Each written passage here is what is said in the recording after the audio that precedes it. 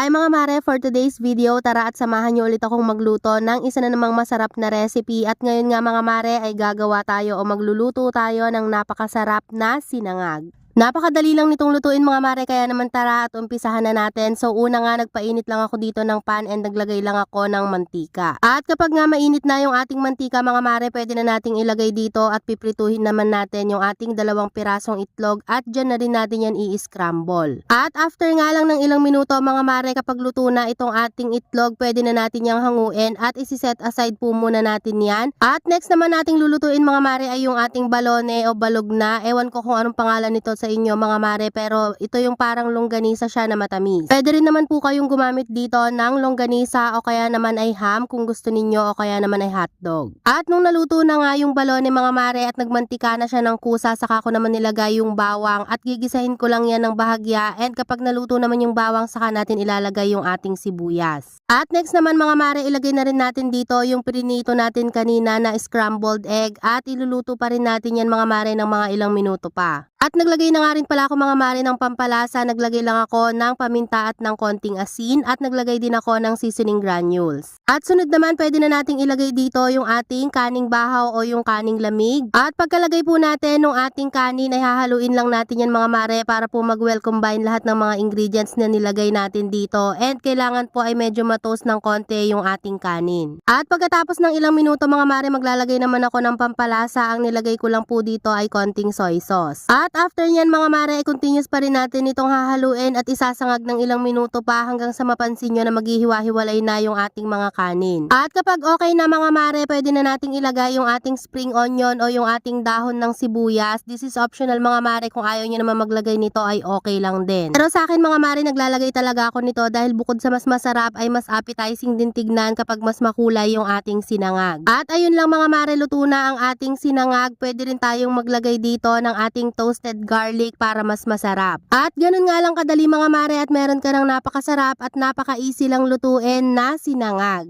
At hanggang dito na lang mga mare. Thank you so much for watching. Keep safe and God bless!